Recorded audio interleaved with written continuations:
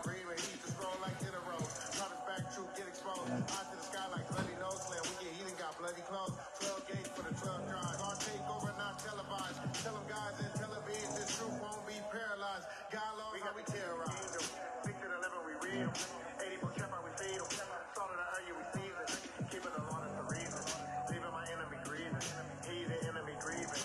Leaving my enemy grieving. We got the key to the kingdom. 6 to 11, we read them. 80 more chapter, we feed them. Salt of the earth, we season. Keeping the Lord is the reason. Leaving my enemy grieving. He the enemy grieving. Leaving my enemy grieving. Keys to the kingdom. Warring on the weekend. 7 day we preaching. Heathens we grieving. Bible we reading. Gotta keep it seasoned. Call the troops, get it cracking when it's war time. Heard the law and I changed my angle. You straight lane if you try to bang on the spangle. You straight lane if you try to argue with prophets. There's no problem. For you to die is your only option. I learned what's right. Change my ways. I walk with Christ, won't die in vain. To walk with Christ, that is to gain the keys to the kingdom is my aim. 6 to 11, we read them. 80 more chapter, we feed them. Salt of the earth, we season. Keeping the Lord is the reason. Leaving my enemy grieving. He the enemy grieving. Leaving my enemy grieving. We got the key to the kingdom. 6 to 11, we read them. 80 more chapter, we feed them. Salt of the earth, we season. Keeping the Lord is the reason. Leaving my enemy grieving. He the enemy grieving. Leaving my enemy grieving. We got the key like a locksmith. Person the righteous, actually in the door. Stopping this truth, not an option. We hit the ground running like a dog. We got the keys to the kingdom. Follow us, cause we follow Christ. We got the keys to the kingdom. If you say heed the commandments, then you will believe. We'll flee from Babylon, we finally leave. But you know destruction is coming to eat them. Revelation 13, better read them. Promise they gon' be our slaves in the kingdom. 3.5 days we was sleeping. Yeah. We arose, now they heathen see us. Now they scared and they smoke screening. That's their teeth and hella weeping. Forsaken's lost is what you reaping. Brimstone, that's hella steaming. Christ coming, I pray he redeem me. We got the keys of the kingdom. God's on me, who gon' battle us? Gather your horsemen, saddle up. 144, who gon' battle us? We got the key to the kingdom. 6 to 11, we read them. 80 more chapter, we feed them. Salt of the earth, we season. Keeping the Lord is the reason. Leaving my enemy grieving. He the enemy grieving. Leaving my enemy grieving. We got the key to the kingdom. 6 to 11, we read them. 80 more chapter, we feed them. Salt of the earth, we season. Keeping the Lord is the reason. Leaving my enemy grieving. He the enemy grieving. Leaving my enemy grieving. This for all the gangsters. This is for the hustlers. For my real Jews who haven't found a purpose. We have a new vision. We got a new mission. Let's stop banging on each other and bang on each other. I'm not talking guns. I'll show you a miracle. Take a couple of your demons and convert their minds to be spiritual. Show them all the hurt that the white man did was physical. And show them in their past that they were gods. I mean, literal. Stand your ass up and become a man. Teach your kids the laws and love your kids. Keep the faith in Christ and wait for them bombs. Let all the anger out when them cans. We got the key to the kingdom. 6 to 11, we read them. 80 more chapter, we feed them. Salt of the earth, we season. Keeping the Lord is the reason. Hey, shalom, shalom. Good morning. Leaving my enemy grieving. We got the key to the kingdom. 6 to 11, we read them. 80 more chapter, we feed them. Salt of the earth, we season. Keeping the Lord is the reason. Leaving my enemy grieving. He the enemy grieving.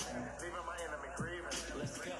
We got the keys to the kingdom. If you a heathen, we like it. Serving you for all these murder dudes. We serving you right on the planet, these rocks. We are the chosen, but you want to copy. Yo, evil hidden, but now you too sloppy. Thinking you get a salvation, it's like for my nation. You sadly mistaken, boy. Stop it. And we ain't dodging no challenger. If you want smoke, pick up the 6 and 11 and put down a can of dust. Wanna challenge us? Need more stamina. Better watch out, the devil is damage. So all of us are the cleverest. You ain't got left for no kings, but all of the leaders judge out where you bow in the managers. Hurry, your heathen, your men is unanimous. All in that mess ain't no dreams that you cannot just. We bring the living water like the Alice. We trying to rap from the dead like we Lazarus. They ain't about the spiritual paralysis. We trying to rap from the dead like we Lazarus. They ain't about the spiritual paralysis. We got the key to the kingdom. 6 to 11, we read them. 80 more chapter, we feed them. Salt of the earth, we season. Keeping the Lord is the reason. Leaving my enemy grieving. He the enemy grieving. Leaving my enemy grieving. We got the key to the kingdom. 6 to 11, we read them. 80 more chapter, we feed them.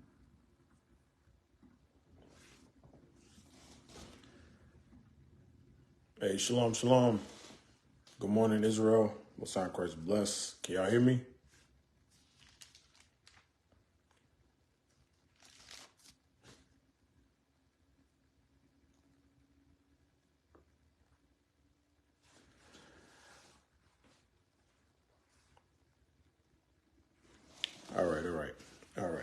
praises. So this is History in the AM. I am Captain Josiah, and we're going over Judges chapter 2 today. We did Judges chapter 1 about a week ago, I think. Many captains are going through the history, different chapters, different aspects of the history. So make sure y'all tune in to the other captains as well. So again, Judges chapter 2 today. So I do want to recap on chapter 1 just a little. Obviously, chapter 1 starts with the death of Joshua. I do want to read something before I start. I'm going to read something out of this book called Nelson's Complete Book of Bible Maps and Charts. It looks like that. It says, the book of Judges is organized primarily along thematic rather than chronological lines. That's key. The book of Judges is organized primarily along thematic rather than chronological lines. The book opens with a description of Israel's deterioration, continues with 7 cycles of oppression and deliverance, and concludes with 2 vivid examples of Israel's depravity. The theme of deterioration is highlighted as Judges begins with short-lived military successes after the death of Joshua. That's chapter 1. But quickly turns to the repeated failure of the people to drive out their enemies. The primary reasons for the failure are a lack of faith and lack of obedience to God. Okay, I'll read that last part again. The primary reasons for their failure are a lack of faith and a lack of obedience to God.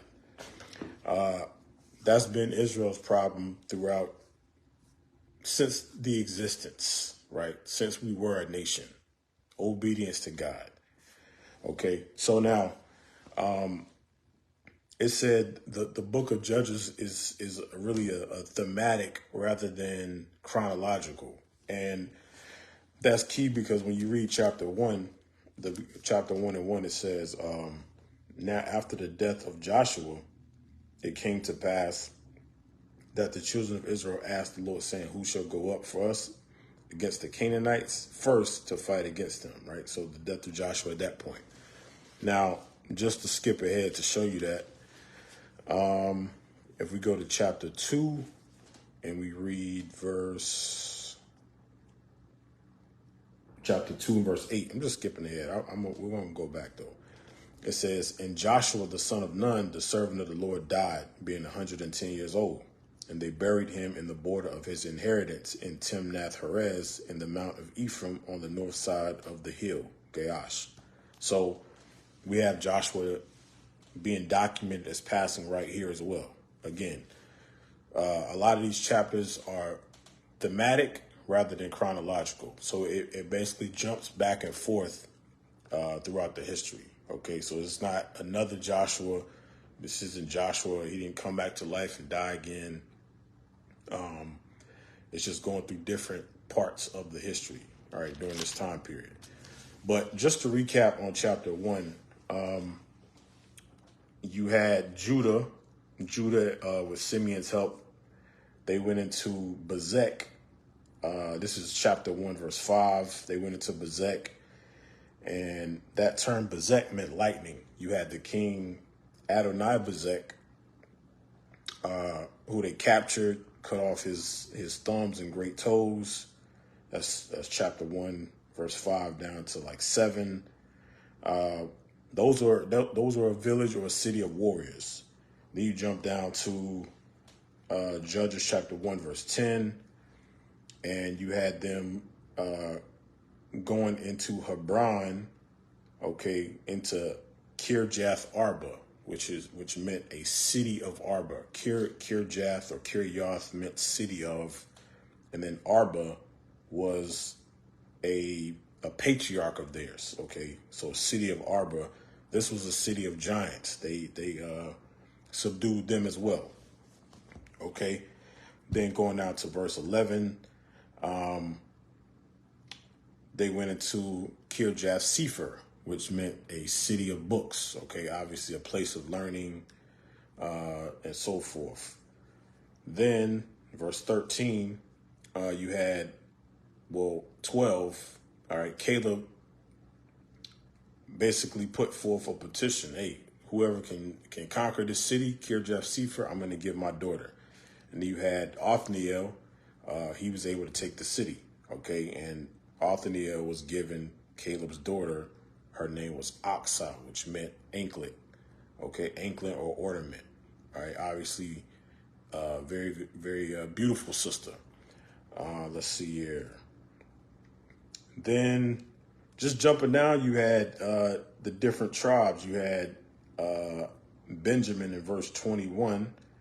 Okay, they went and dealt with the Jebusites and Jebus.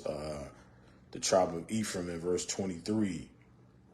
You had Manasseh in verse 27. Zebulun in verse 30. Asher in verse 31. Okay, going through these different lands. They did have, again, some levels of military success. They were able to subdue the people, but they were not fully able to drive them out because they began to mingle and be intrigued about their gods, so forth and so on. Okay, verse 33, you had Naphtali. Verse 34, you had Dan, so forth and so on. All right, so we'll begin with, I do want to go back to Othniel because I did show y'all Joshua, his lineage. You can read about that in Numbers. Let me see, Numbers chapter 13, verse 8. All right, of the tribe of Ephraim, Oshea, the son of Nun. Okay, that Oshea, again, is talking about Joshua. All right. So I wanted to deal with Othniel real quick. So I forgot to get that last time. Hold on one second. All right. Judges chapter 1, verse 13. So I want to get...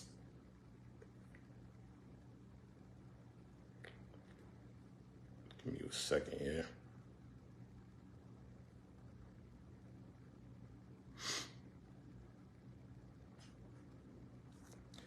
All right, Judges chapter 1, verse 13.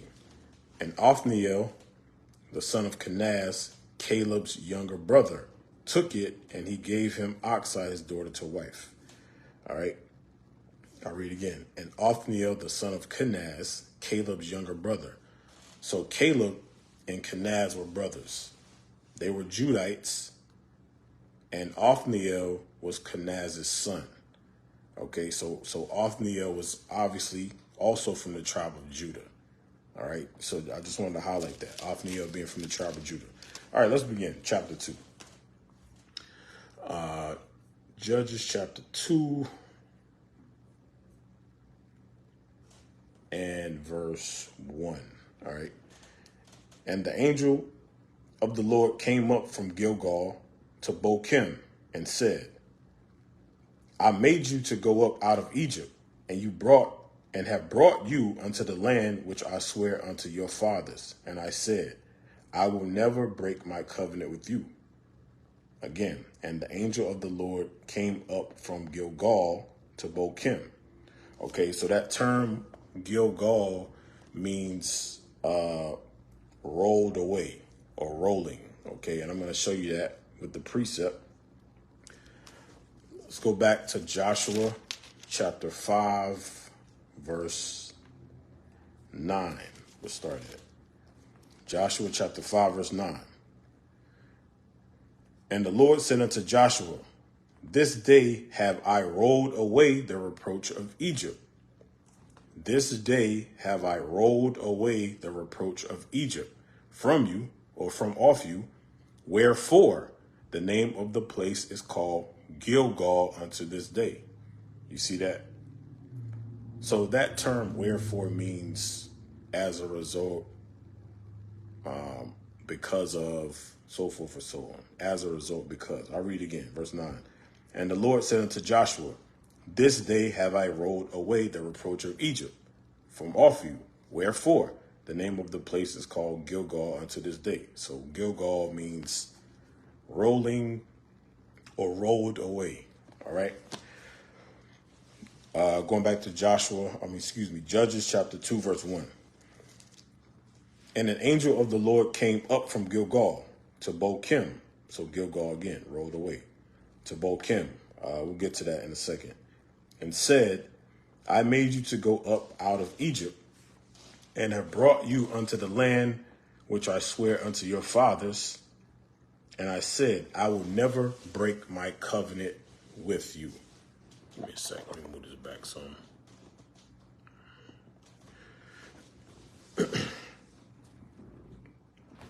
Okay, so for those of y'all that may be new, all right, I'm going to try to define most of these words as I can. So we already defined Gilgal. Many of y'all already know what Egypt means, but we want to get it for those people that may be new, right? So one of the precepts we always use is Exodus chapter 20, verse 2, to show you what Egypt means. It says, I am the Lord thy God, which have brought thee out of the land of Egypt, out of the house of bondage. Okay. I am the Lord thy God, which have brought thee out of the land of Egypt, out of the house of bondage. So Egypt means bondage, or the house of bondage. We have to know what these words mean. Yeah, we were out teaching at camp. This is like some years ago in Charlotte, North Carolina. And the sister came up to camp, and we were reading Deuteronomy 28, going through this thing. And she was like, I named my son Egypt. So a lot of times people glorify certain places based on their reputation, the hoopla, whatever the case, not knowing what the names actually mean. Okay, we were at camp this past, Sunday. We were in Sunday in Virginia. No. This was Sabbath, I think. Regardless, the last couple of days, okay, we were moving around. So at camp, we come up, or a brother comes up, young brother, says, hey, his name is Edom. I say, Edom. Your parents named you that? He said, yeah, my parents named me that. I was already dealing with somebody at the time, so I was like, I'm gonna get back to you in a second, show you what that means, or where that comes from. But by the time I finished dealing with the sister that I was already on, he had left. But again, our people just, I don't know, they may just look at some biblical name, see that it's in the Bible, and just boom, just automatically put it on their son or daughter, not even knowing what it means. Okay, so that's why I want to, go through these different terms as much as I can. All right, Judges chapter 2, verse 1. Again, and the angel of the Lord came up from Gilgal, which means rolled away, to Bochim, and said, I made you to go up out of Egypt, or the house of bondage, slavery, and have brought you unto the land which I swear unto your fathers. Okay, so who were the fathers that this land was sworn to? Okay, that's Abraham, Isaac, and Jacob. Those are the fathers. Okay, proving who the people of God are. Okay, it's documented in the Bible. We're going to go through it now. Let's start with the patriarch Abraham in Genesis chapter 12. Genesis chapter 12, verse 5. It says, and Abraham took Sarai, his wife, and Lot, his brother's son, and all their substance that they had gathered, and the sons that, and the soul, that they had gotten in Haran, and they went forth to go into the land of Canaan, and into the land of Canaan they came. All right. That term Haran means road or crossroads. I'm going to see if I can show you that on the map, Haran, real quick, just for reference.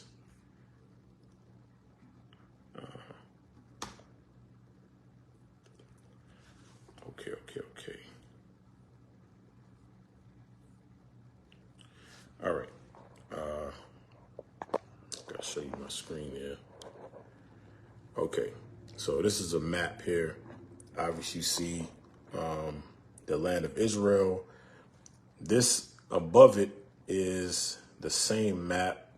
Okay. It's just zoomed out a whole lot more. All right. So you see this little body of water right here, that little blue, it's kind of blurry for y'all, but that's the Dead Sea. So you look further up here, way up here at the top, okay, you have Haran, way at the top, okay? Hopefully y'all can see that, way at the top. All right, so I'll read it again. Verse 5, Genesis 12, verse 5. And Abraham took Sarai his wife, and Lot his brother's son, and all their substance that they had gathered, and the souls that they had gotten in Haran, okay, in Haran, which means road or crossroads. And they went forth to go into the land of Canaan. And into the land of Canaan they came, okay. So they traveled from up here further down, okay, into the land of Canaan. All right. All right. So now, verse 6, and Abraham passed through the land and unto the place of Shechem, unto the plain of Moreh. All right. That term, Shechem, means shoulder or saddle. All right. Shoulder or saddle. Shechem. I think it's spelled another way, like Shechem. Instead of S-I, you might see S-H-E. Okay. Give me a second here.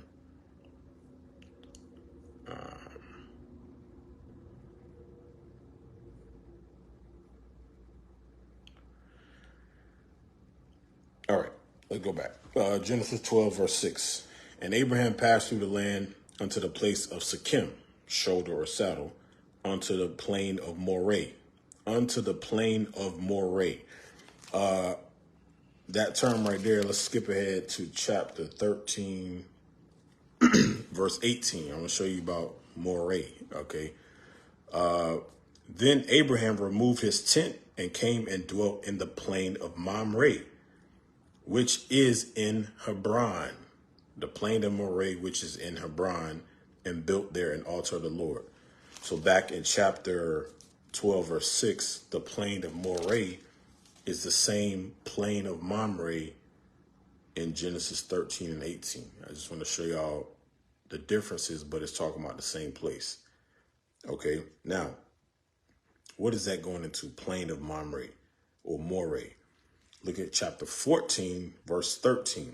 Genesis chapter 14, verse 13. And there came one that had escaped and told Abram, the Hebrew, for he dwelt in the plain of Mamre, the Amorite. So the plain of Mamre, the Amorite.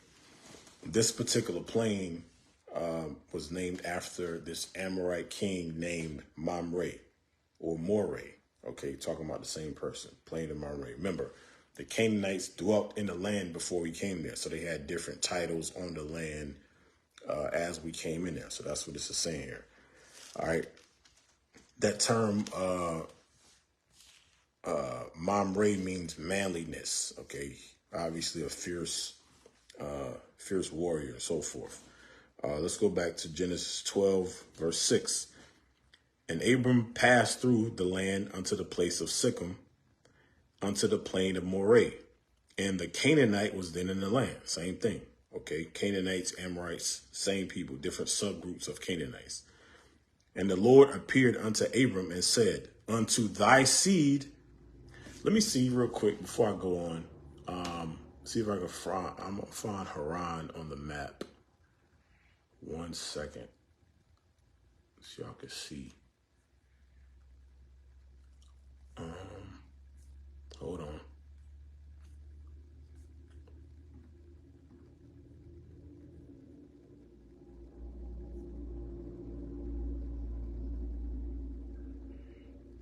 Hebron.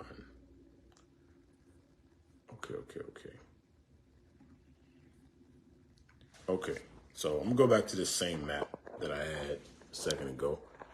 All right, so again, looking at this map again, they traveled from Haran, and it says they came into, so again, traveling further down. This is a zoomed out view of this one. All right, and they came into, let me zoom into the map itself. Okay, right here, Hebron. Okay, that's what we're reading about in Genesis chapter 12, verse 6. And Abram passed through the land unto the place of Shechem, unto the plain of Moreh. The plain of Moreh is in Hebron. All right, and again, you can read that in Genesis chapter 13, verse 18. Then Abram removed his tent and came and dwelt in the plain of Mamre, which is in Hebron. Okay, right there. All right, go back. Verse 7 again. Genesis 12, verse 7. And the Lord appeared unto Abram and said, unto thy seed will I give this land. Unto thy seed will I give this land. The Canaanites were already there. Hold on. Sorry, I had poor connection up here. So Abraham is passing through the land that the Canaanites already dwelt in. The Most High said, listen, unto your seed, I'm going to give this land too. All right. And there he builded an altar unto the Lord who appeared unto him. Okay. That's Abraham. Okay. Remember, going back to Judges chapter 2, verse 1.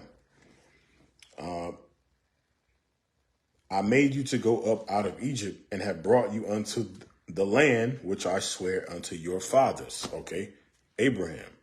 Now, let's go to Genesis chapter 26.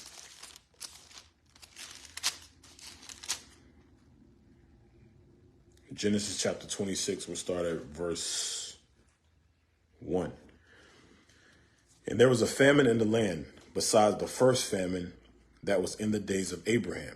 And Isaac went unto Abimelech, king of the Philistines, unto Gerar. Okay. And Isaac went unto Abimelech, the king of the Philistines, unto Gerar. All right. That term Gerar means lodging or halting place. All right. Lodging or halting place. And the Lord appeared unto him and said, go not down into Egypt. So don't go into Egypt. Dwell in the land which I shall tell thee of. Sojourn in this land, and I will be with thee and will bless thee. For unto thee and unto thy seed I will give all these countries. I will give all these countries. Okay? And I will perform the oath which I swear unto Abraham, your father. So I'm telling you, I'm confirming the covenant that I already gave to Abraham with you. All right, it's being passed down. This is generational. Okay, give me a second here. Let me see if I want to get something else. Yeah. Okay. I'm gonna show y'all that term Gerar. All right, I said it meant dwelling or halting place. All right, let's go to Genesis chapter 31. And let me see.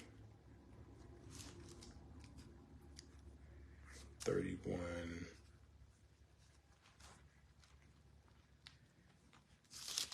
We want to start it.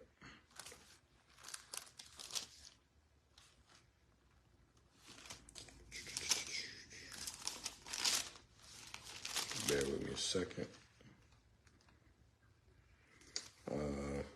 21, excuse me. Genesis chapter 21, verse 33. I'll start there. And Abraham planted a grove in Beersheba and called there on the name of the Lord, the everlasting God. And Abram sojourned in the Philistines' land many days. That's the point. And Abraham sojourned in the land of the Philistines many days. So that's just one precept. Abraham sojourned. This is Gerar, okay, which means dwelling or halting place.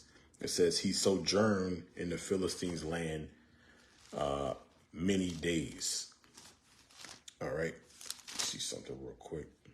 Go back to Genesis chapter 20. All right. Again, we're highlighting Gerar, halting place or dwelling place. Genesis 20, verse 1. And Abraham sojourned from thence toward the south country and dwelt between Kadesh and Shur, and sojourned in Gerar. Sojourned in Gerar. Going, same thing, Genesis 21 and 34. And Abraham sojourned in the Philistines' land many days. That Gerar, same thing. All right. Give you one more. Genesis 26. Let's just go back there just to finish it out. All right. Genesis 26 and verse 1. All right.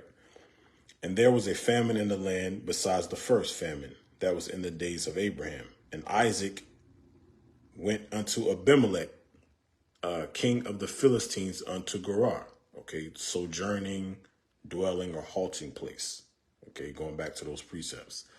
And the Lord appeared unto him and said, Go not down into Egypt, dwell in the land which I shall tell thee of, sojourn in this land, and I will be with thee, and I will bless thee, for unto thee, Isaac, and unto thy seed, okay, to Jacob and to the 12 tribes, I will give all these countries, and I will perform the oath which I swear unto Abraham, thy father. Okay. And I will make thy seed to multiply as the stars of heaven, and I will give unto thy seed all these countries. And in thy seed shall all the nations of the earth be blessed. Okay. That's going into Christ. The seed is Christ. Christ is going to bless the nation of Israel. Okay. Because that Abraham, because I'm going to do this, the Most High is promising, I'm going to do this because that Abraham obeyed my voice and kept my charge, my commandments, my statutes, and my laws. And Isaac dwelt in Gerar. Okay, again, dwelling place or halting place. All right, so now let's go to Genesis chapter 28. So we got the promises being made to Abraham, now Isaac. Okay, Genesis 28, verse 10. And Jacob went out from Beersheba and went toward Haran. Okay, again, Haran, that was at the top of the map. I'm going to just show you again because it's easy to forget. All right. All right. All the way at the top of the map. Haran up there. Let's see if I can zoom into it. Make it easier for y'all to see. Okay. At the top. Y'all see Haran there. Okay. So our forefathers, Abraham, Isaac, and Jacob, okay, all passed through these lands. And the Most High was saying, listen, unto your seed, I'm going to give all these countries. Okay. This was by promise. All right. By promise. Genesis 28, verse 11. And he lighted upon a certain place and tarried there all night because the sun was setting, and took stones of that place and put them for his pillows and lay down in a place to sleep. Okay. That certain place is called Beth-El, which meant the house of God. When you jump to verse 19 in the chapter, it explains where that certain place is. Okay. Israel. So you can understand. That's where it's at. Okay. That's why it says he came out of Beersheba and went toward Haran. Okay, just traveling through different aspects of the nation. Of the land of Israel. Okay, verse 12. And he dreamed, and behold, let me see. I want to keep going. I'm gonna get to I'll read it. And he dreamed, and behold, a ladder set up on the earth, and on the top of it reached to heaven. And behold, the angel of the angels of God ascending and descending on it. And behold, the Lord stood above it and said, I am the Lord God of Abraham thy father, and the God of Isaac. The land whereon thou liest, to thee will I give it, and to thy seed. You see that? The land whereon thou liest, to thee will I give it, and to thy seed, and thy seed shall be as the dust of the earth. Okay, I'll stop there. So again, the land was promised from the forefathers to the nation of Israel. All right, let's go back to Judges chapter 2. Judges chapter 2 and verse 1 again. All right. And the angel of the Lord came up from Gilgal to Bochim and said, I made you to go up out of Egypt and brought you unto the land which I swear unto your fathers. We just went through those, Abraham, Isaac, and Jacob, and said, I will never break my covenant with you. Moses said, listen, I will never break my covenant with you. Okay, let me get something real quick.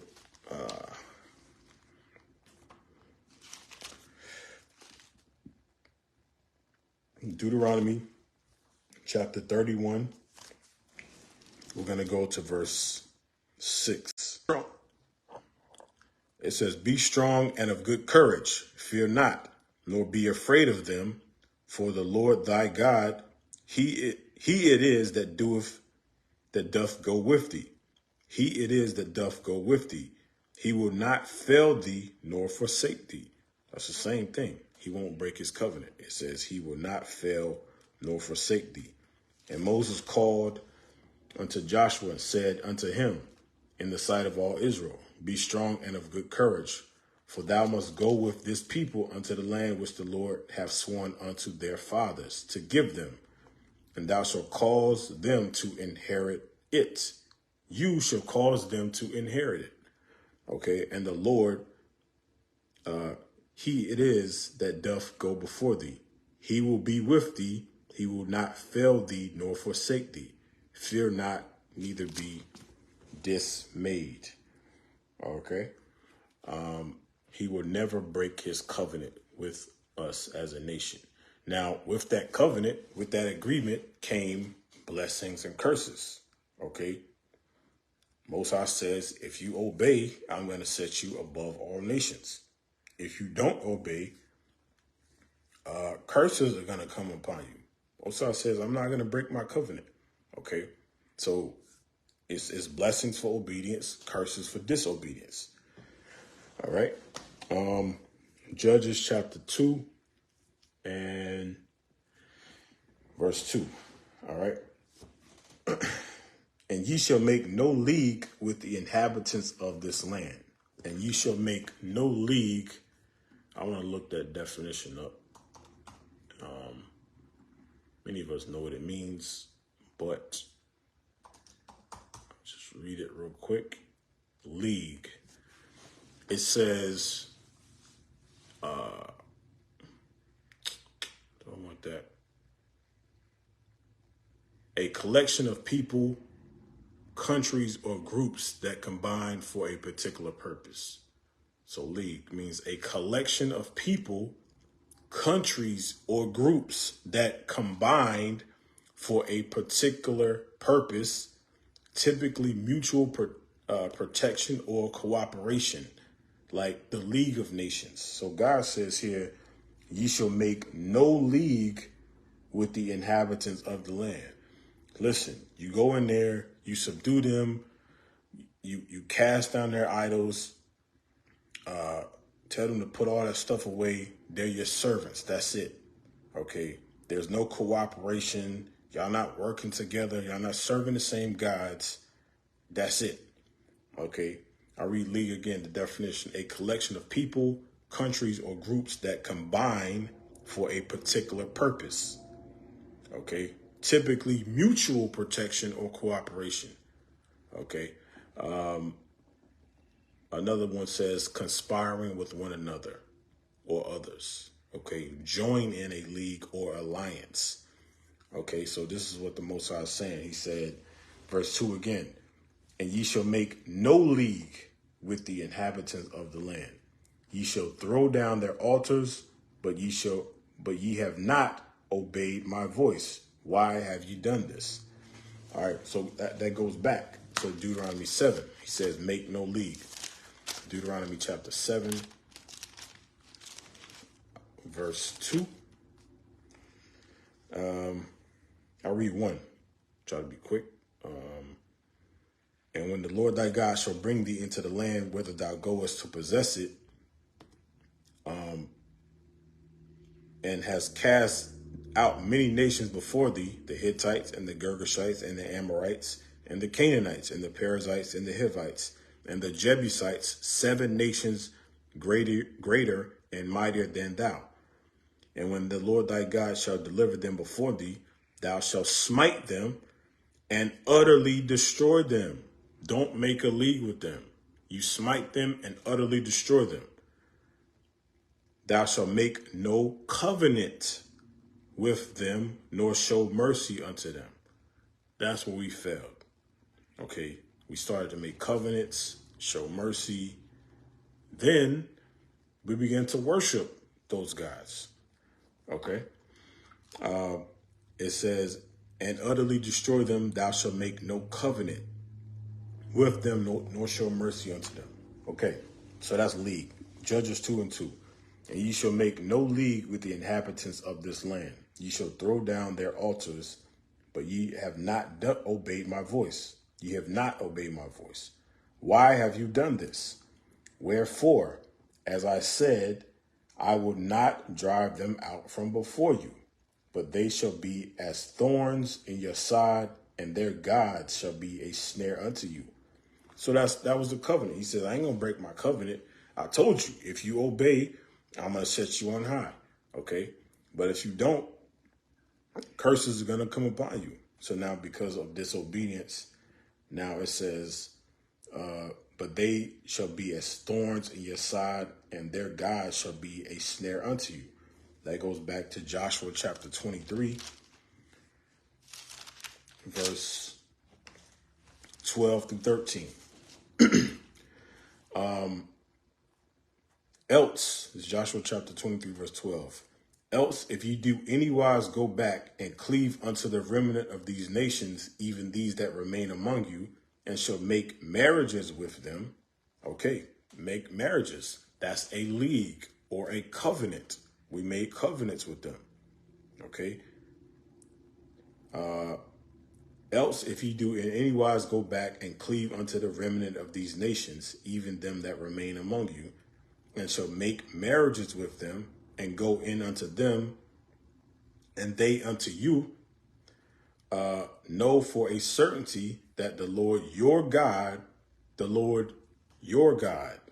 all right, will no more drive out any of these nations from before you, but they shall be snares and traps unto you, and scourges in your side, okay, and thorns in your eyes, until you perish from off this good land which the Lord your God hath given you.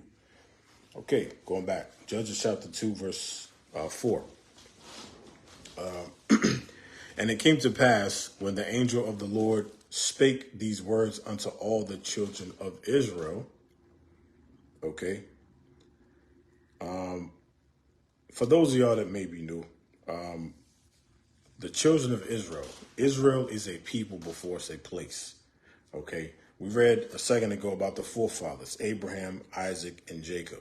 Jacob's name was changed to Israel in Genesis chapter 32,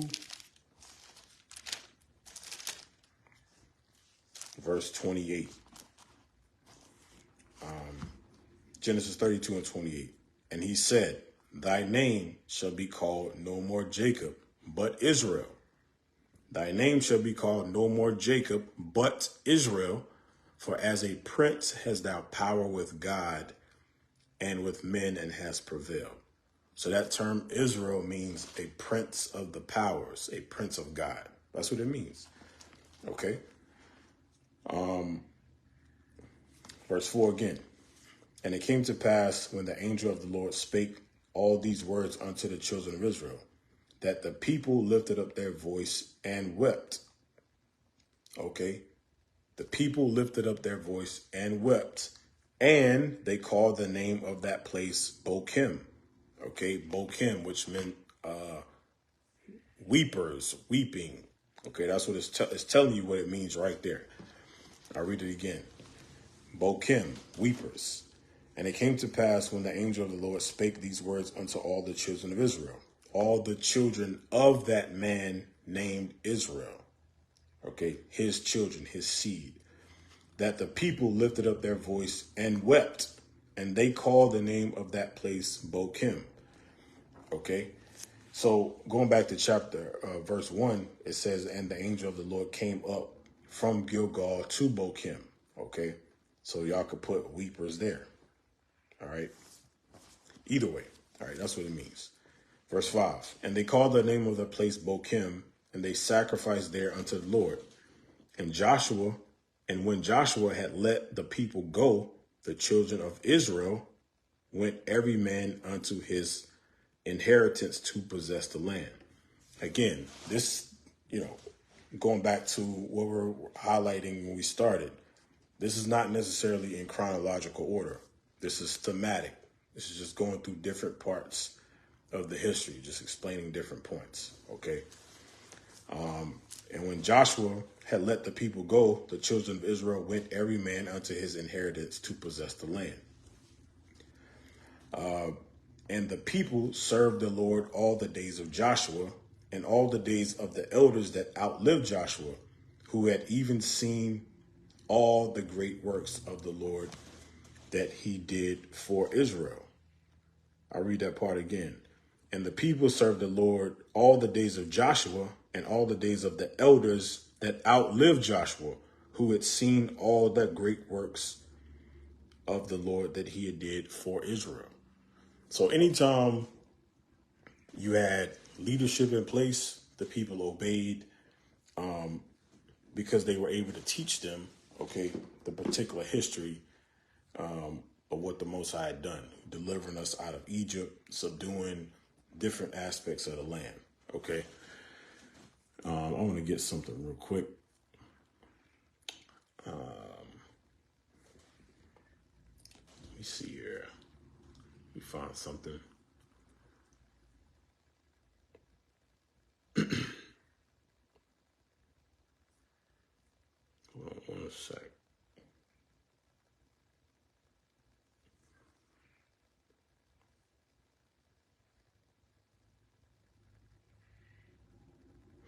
I'm going to go to Sirach chapter 17.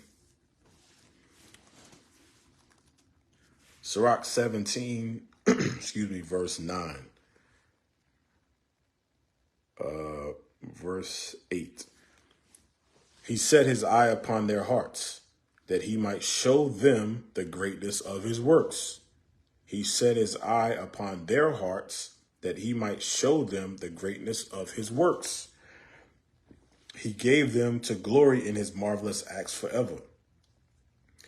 Think about understanding the plagues of Egypt and everything the Most High did to bring us out of there. That would serve as some level of allegiance, honor to the Most High, and respecting him for what he did for us.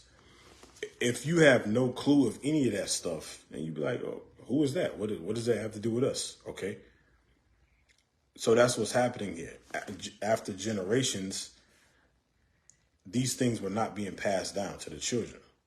Okay. But during the time where our people knew about it, okay, they had elders and leaders and so forth, they served the Lord. Okay. Because they knew of the history, they knew of his marvelous works. I'll read again. And he set his eye upon their hearts, that he might show them the greatness of his works. He gave them to glory in his marvelous acts forever, that they might declare his works with understanding. That they might declare his works with understanding.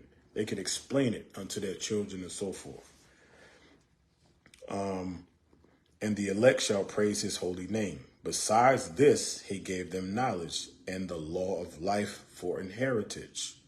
Okay, not only in his marvelous works, but we were given the laws for our heritage. So we didn't need to make a league or covenants with the other nations. He gave us laws, statutes, and commandments, how to act, how to talk, how to walk. Okay, who to marry, how to marry, so forth and so on. Verse 12, he made an everlasting covenant with them and showed them his judgments. He made an everlasting covenant with them and showed them his judgments. So he says, I'm not going to break my covenant. My covenant also comes with judgments. Okay, and we're going through it now. Those gods and so forth will be snares and traps to you. Okay, you're going to perish from off the land. I promised it to you, but if you don't obey, this is what's going to happen. Go back to Judges chapter 2, verse 8. And Joshua the son of Nun, the servant of the Lord, died, being 110 years old. And they buried him in the border of his inheritance in Timnath-Heres, in the mount of Ephraim on the north side of Gaash. Okay. That term, Timnath-Heres means, Timnath means portion. Okay. Heres means son. Timnath-Heres, portion of the sun. I read again. And they buried him in the border of his inheritance in Timnath-Heres in the mount of Ephraim on the north side of Gaash. All right. Now I want to go to Joshua chapter 19.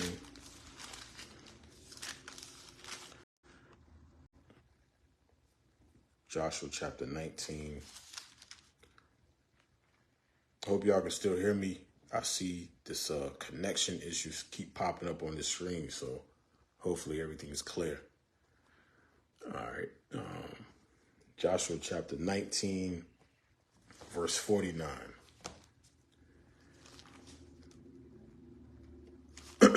Joshua 19:49. And when they had made an end of dividing the land for inheritance by their coasts, when they made an end, so this is towards the end of dividing the land, for an inheritance by their coasts, the children of Israel gave an inheritance to Joshua, the son of Nun. Okay, at the end, everything else is already divided up. This was like the remaining portions, you can understand. Okay, according to the word of the Lord, verse 50, according to the word of the Lord that gave him the city which he asked, even Timnath-Serah in the mount of Ephraim, and he built the city and dwelt therein. Okay, so that Timnath-Serah is the same Timnath-Heres we read about in Judges chapter 2, verse 9. Timnath-Heres and Timnath-Serah is the same place. Okay, Timnath-Heres means Timnath is portion of or abundance. Serah, Heres in Judges 2:9 means son. Okay, portion of the son. This in Judges 19 and 50, Timnath-Serah, that Serah means abundance. Abundant portion. You could look at it like that. Okay. According to the word of the Lord, they gave him the city which he asked, even Timnath-Serah, or abundant portion. So although it was at the end of dividing the land, it wasn't the worst part. Okay. You know how they say, like, you save the best for last. This was still an abundant portion of land that they gave to Joshua. Okay. All right. So going back to Judges chapter 2, I want 23. I'll show you one more. Joshua 23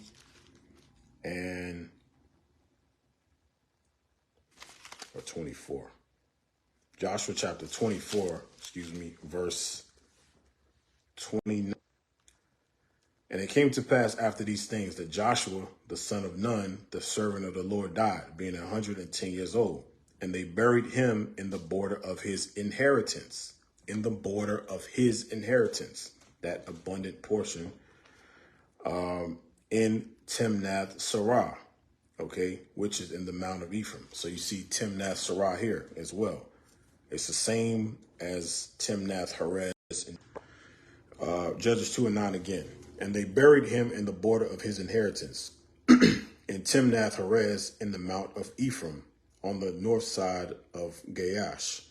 That term Gaash is like, means shaking, trembling, right, shaking or trembling.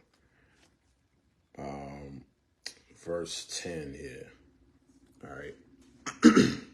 Excuse me, verse 10. And also all that generation were gathered unto their fathers, and there arose another generation after them, which knew not the Lord, nor the works which he had done for Israel. You see that? And also all that generation were gathered unto their fathers, and there arose another generation after them, which knew not the Lord, nor yet the works which he had done for Israel. So you got this other nation coming up. They have no clue about the deliverance out of Egypt, the plagues he put upon them, how we came in and saw nations greater and mightier than us, giants, warriors, so forth and so on. And the Most High allowed us to subdue them, to be able to take the land. Okay. And we began to mingle in among them, following their works. And you have this other generation that is clueless on everything happening before them, that happened before them. Okay. Let's go to Deuteronomy. I'll show you how we could have avoided this. Deuteronomy chapter 6, verse 4.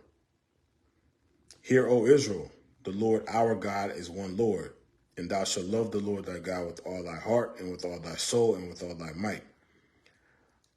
And these words which I command thee this day shall be in thine heart. These words shall be in your mind, and thou shalt teach them diligently unto thy children, and thou shalt talk of them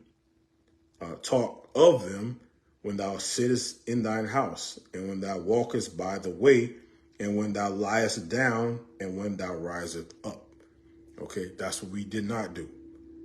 Meaning at all times, the laws of God were supposed to be taught, so it can be passed down from generation to generation. But again, because we began to mingle, make covenants with the other nations, follow their gods and so forth, then you have this other generation that comes up.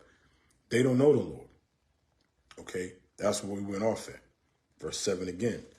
And thou shalt teach them diligently unto thy children, and shalt talk of them when thou sittest in thine house, and when thou walkest by the way, and when thou liest down, and when thou risest up.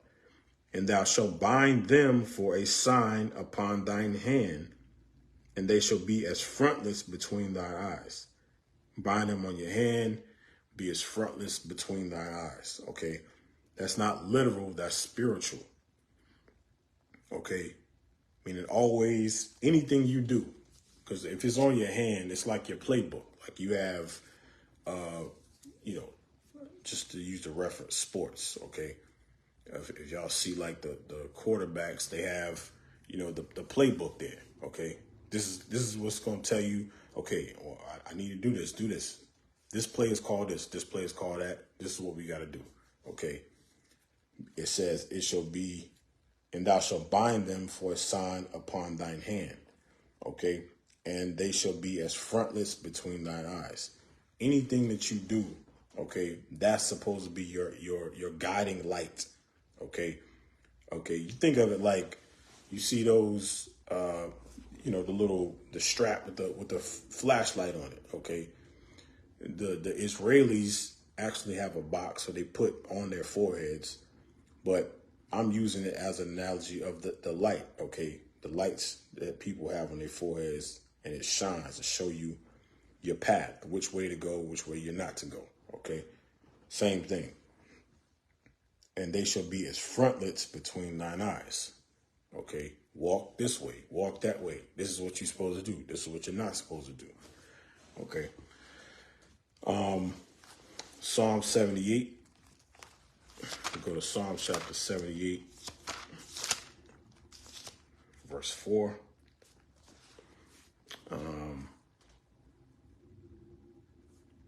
I read 3. Which we have heard and known, and our fathers have told us. You know what? I'm going to start at verse 1. Psalm 78 and 1. Give ear, O people, to my law. Give ear, O people, to my law. Incline your ears to the words of my mouth. I will open my mouth in a parable, and I will utter dark sayings of old, which we have heard and known, and our fathers have told us. You see that? So when thou, what did it say? And thou shalt teach them diligently unto thy children, and talk of them when thou sittest in thine house, and when thou walkest by the way, and when thou liest down. Okay, back to Psalm 78, verse 4. We will not hide them from their children.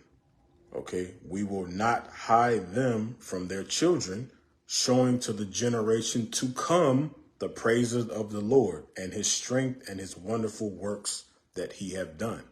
That's what we did not do. Okay, they were hid from our children because many of the old heads and so forth made covenants, agreements with the nations. Okay, going back to Judges. Judges chapter 2, verse 11. And the children of Israel did evil in the sight of the Lord and served Balaam. And the children of Israel did evil in the sight of the Lord and served Balaam. Okay, that term Balaam is plural. All right, you'll see Baal in the scriptures. Balaam is the plural of Baal, means many, because these heathen have many gods. Okay, different parts of the land or different nations, they have all many different aspects or deviations of the same God. So Balaam means Baals with an S, okay, or plural, so you can understand. Baal in itself, singular, means Lord. Okay. See if I can show y'all that. We got time. 6:07. Yeah. Let me show y'all that. Jeremiah. Let's go to Jeremiah chapter 11.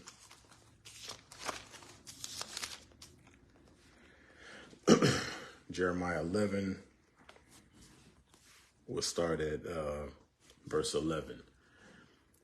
Therefore, thus saith the Lord, behold, I will bring evil upon them, which they shall not be able to escape. And though they shall cry unto me, I will not hearken unto them. Then shall the cities of Judah and the inhabitants of Jerusalem go and cry unto the gods unto whom they offer incense. But they shall not save them at all in the time of their trouble. All right. Verse 13. Look at this. For according to the number of thy cities were thy gods. For according to the number of thy cities were thy gods. So again, Judges chapter 2 and 11, it says, and the children of Israel did evil in the sight of the Lord and served Balaam. Gods, many. Okay, that Balaam means plural. Jeremiah 11 and 13 again. For according to the number of thy cities were thy gods. You had damn near every city, different variation of Baal. Okay, not every, but y'all understand what I'm saying. Okay, when you go into the Perizzites land or the Amorites or the Girgashites and so forth and so on. Okay, different variations. Jeremiah 11 and 13 again. For according to the number of thy cities were thy gods, O Judah, and according to the number of the streets of Jerusalem have ye set up altars to that shameful thing, even altars to burn incense unto Baal. You see that? Even altars to burn incense unto Baal. This is plural. Plural, plural, plural. Baal means one. Balaam means many. Okay.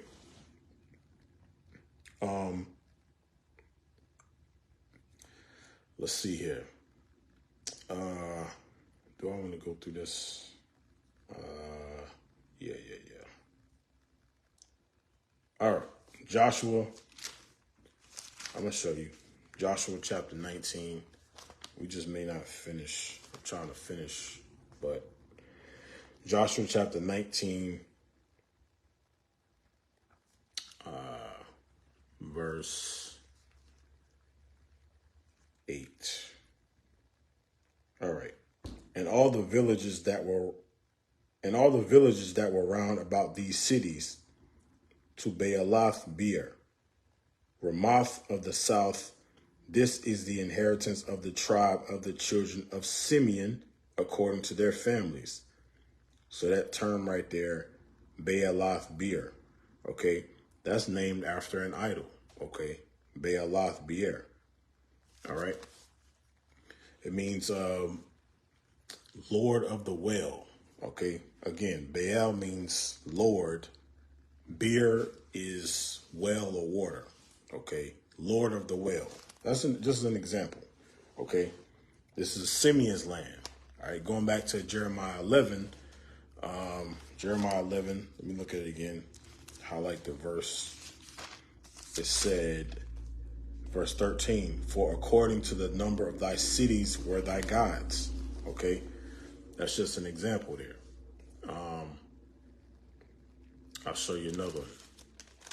Joshua chapter, or Judges, excuse me. Judges chapter 20.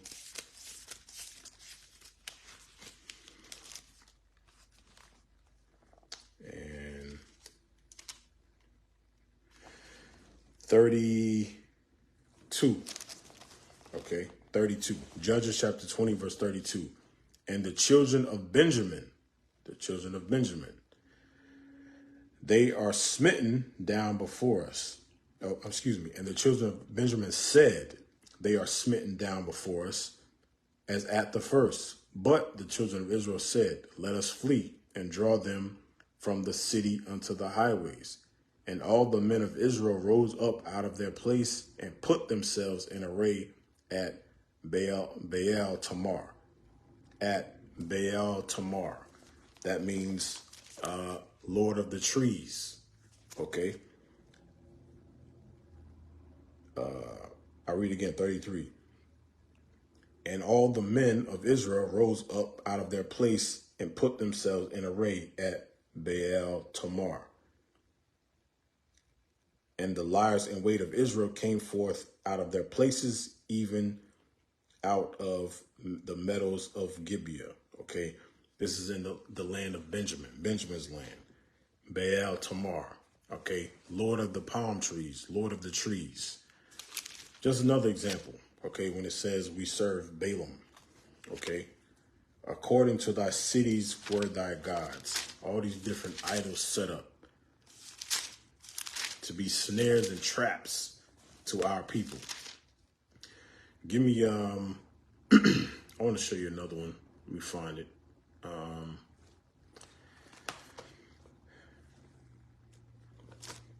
Numbers 25.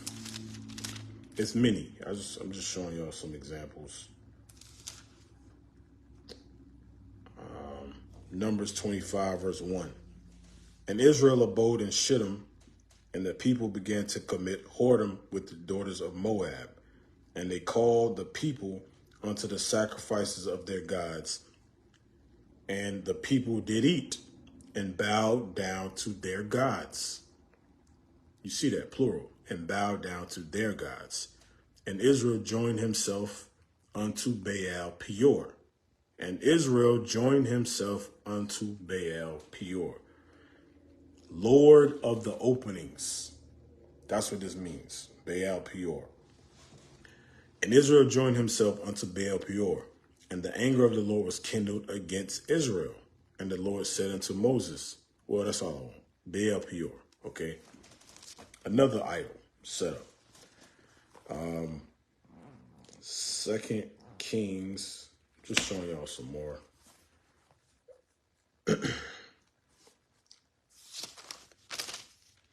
Second Kings chapter 1, verse 1. Then Moab rebelled against Israel after the death of Ahab, and Ahaziah fell down through a lattice in his upper chamber that was in Samaria, and was sick. And he sent messengers and said unto them, Go inquire of Beelzebub, the god of Ekron, whether I shall recover of this disease. Go inquire of Beelzebub. This is Ahaziah inquiring into an idol. Okay, go check with him and see if I'm going to recover of this disease. But the angel of the Lord said unto Elijah the Tishbite, Arise, go up to meet the messengers of the king of Samaria, and say unto them, Is it not because there is not a God in Israel? Is there no God in Israel? Okay. That ye go to inquire of Beelzebub, the god of Ekron. Okay, so just another example. All right. Beelzebub means Lord of the Flies, Lord of all uncleanness. Okay. So back to Judges chapter 2, verse 11. And the children of Israel did evil in the sight of the Lord and served Balaam. Y'all see that? Balaam, plural, means many.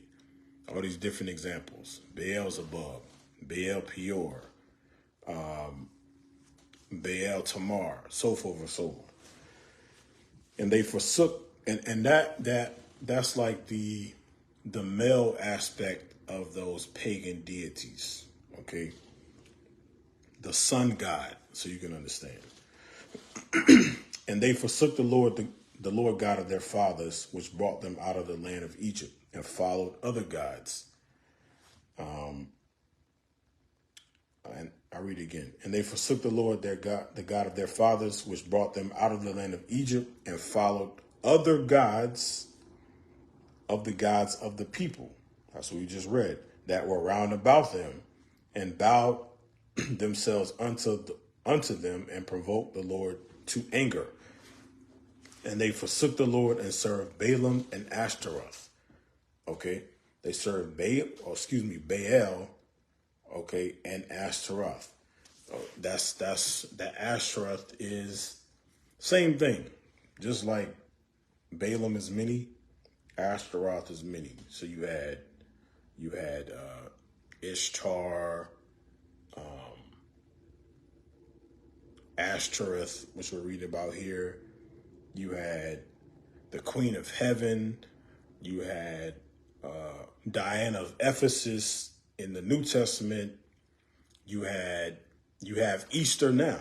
Okay, so-called Easter now. Same thing. Okay, let's just say here. All right. Let me get this here.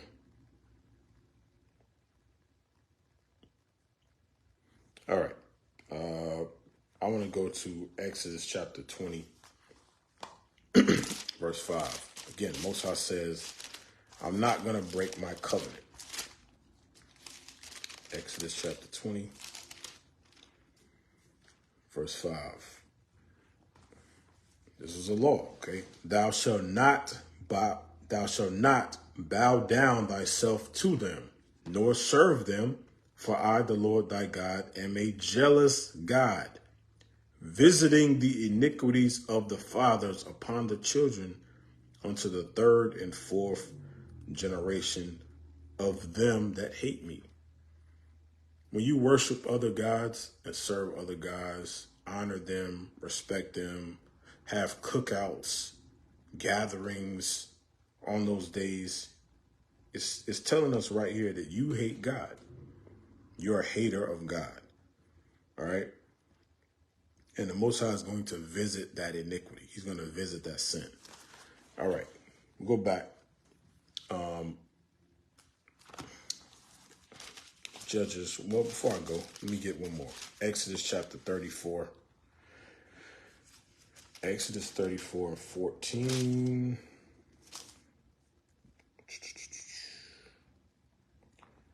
All right. It says, "For thou shalt worship no other God, for the Lord, whose name is jealous, is a jealous God.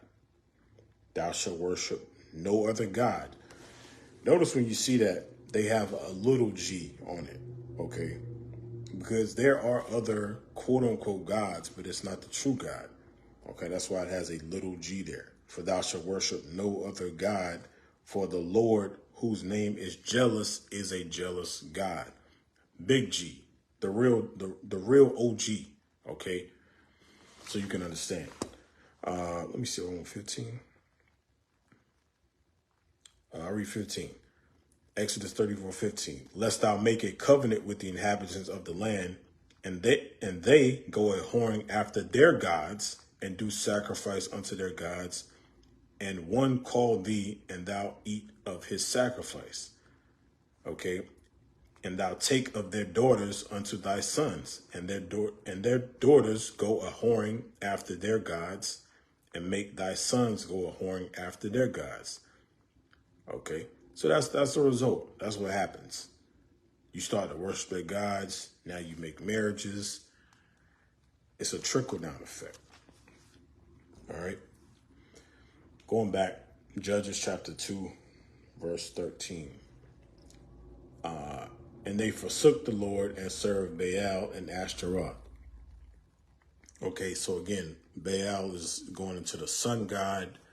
Ashtoreth is the moon goddess, or the queen of heaven. Verse 14. Let's see.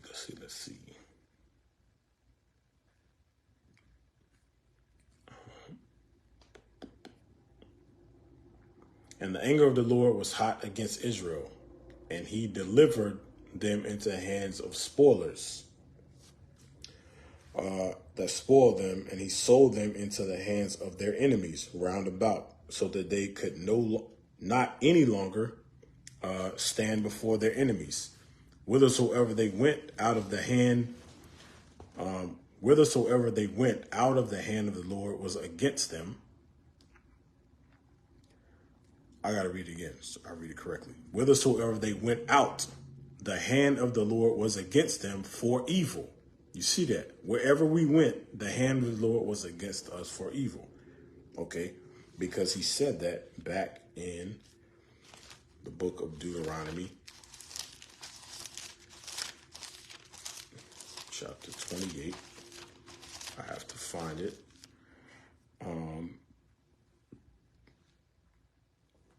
Verse 19. Deuteronomy 28, verse 19. "Cursed shalt thou be when thou comest in, and cursed shalt thou be when thou goest out." Cursed shalt thou be when thou comest in, and cursed shalt thou be when thou goest out. Okay, that's living, that's dying, that's traveling from city to city. That's generational. Okay, wherever you go to, you can't flee to another city or another country, town, and escape the curses of the Most High. Okay, same thing that's upon us today. Okay, Judges 2, verse 15 again. "Whithersoever they went out, the hand of the Lord was against them for evil, as the Lord hath said." You see that? As he said he's going to do. He said he's not going to break his covenant. Okay, it's again, there's blessings for obedience, curses for disobedience. As the Lord has said, and as the Lord hath sworn unto them, and they were greatly distressed. 16. "Nevertheless, the Lord raised up judges which delivered them out of the hand of those that spoiled them." That's what the book of Judges is about. Okay, him raising up brothers, one woman in particular, Deborah. There's another woman that killed a king. We're going to read about it, Lord willing. But it says, nevertheless, the Lord raised up judges, which delivered them out of the hand of those that spoiled them. So even throughout the curses coming upon us, okay, on some level, when we went in and inhabited the land and began to mingle with the other nations, he still showed mercy and sent judges, okay, to help relieve some of the oppression and so forth. Okay. Verse 17. And yet they would not hearken unto their judges. You see that? But they went a whoring after other gods and bowed themselves unto them. They turned quickly out of the way which their fathers walked in, obeying the commandment of the Lord, but they did not so. Verse 18. And when the Lord raised them up judges, then the Lord was with the judge and delivered them out of the hand of their enemies all the days of the judge. For it repenteth the Lord because of their groanings, by reason of them that oppressed them and vexed him. All right. So this bothered the Most High, and he sent forth judges or saviors. Okay. And it came to pass when the judge was dead that they returned and corrupted themselves more than their fathers in following other gods to serve them and to bow down unto them. They ceased not from their own doings, nor from their stubborn ways. Okay, because we are a stiff-necked people, stiff-necked, rebellious people. Okay, and it shows that how important leadership is in the nation. Okay. Let me show you that in Deuteronomy chapter 1. Deuteronomy chapter 1, verse 13. Take you wise men and understanding and known among your tribes, and I will make them rulers over you. And ye answer me and said, the thing which thou hast spoken is good for us to do. So I took the chief of your tribes, wise men, and and made them heads over you, captains over thousands, and captains over hundreds, and captains over 50s, and captains over 10s, and officers among your tribes. Look at this. And I charge your judges at that time, saying, hear the causes between your brethren, and judge righteously between every man and his brother and the stranger that is within him. Okay, that is with him. Ye shall not respect persons in judgment, but ye shall hear the small as well as the great. Ye shall not be afraid of the face of man. For the judgment is God's, and the cause that is too hard for you, bring unto me, and I will hear it. So a captain, officer, deacon, bishop, they are judges. Okay. For y'all that may be new, yes, that officer, 10, 20, 50, 60, 70, 80, 90, that's a judge. That captain, that's a judge. Okay. The deacon, the bishops, those are judges. Those are rulers in Israel. Okay. Let me see if I want to get this. Give me a second. Just thought of something. Hold on a second. Hold on 1 second. Okay. Ephesians chapter 4. Same thing here. Watch this. Verse 10. Ephesians 4 verse 10. He that descended is the same that also ascended up far above all heavens, that he might fill all things. That's talking about Christ. Verse 11. And he gave some apostles, and some prophets, and some evangelists, and some pastors and teachers, for the perfecting of the saints, for the work of the ministry, for the edifying of the body of Christ. So again, captains over, what does it say? I'll just paraphrase. Captains over tens, 50s, hundreds, thousands, and officers. Same thing here. For the perfecting of the saints, for the work of the ministry, for the edifying of the body of Christ, till we all come in the unity of faith and of the knowledge of the Son of God unto a perfect man or woman, unto the measure of the stature of the fullness of Christ. Okay, so the men that sat in the congregation in your city, they are important. They are judges. Okay, for the perfecting of the saints, the work of the ministry, the edifying of the body of Christ. Without judges and men that the Most High set in place, we would all go off. None of us would be here if it wasn't from the bishop and the bishops and the deacon. Okay, the deacons, excuse me. Okay, we wouldn't be here. If the Most High didn't put the spirit on those men to raise them up to teach, none of us would be here. All right. Verse 19 again. And it came to pass when the judge was dead that they returned and corrupted themselves more than their fathers. So we have to show our appreciation for the men that the Most High put in front of us. Okay. Because again, if they weren't there, the Most High didn't put the spirit on them, we would still be celebrating Christmas, Easter, all the things that we were doing before. Birthdays, okay, voodoo for some of y'all, in Christianity, not knowing who you are according to the Bible. I read again. And it came to pass when the judge was dead that they returned and corrupted themselves unto their fathers. Corrupted themselves more than their fathers in following other gods to serve them and to bow down unto them. They cease not from their own doings, nor from their stubborn ways.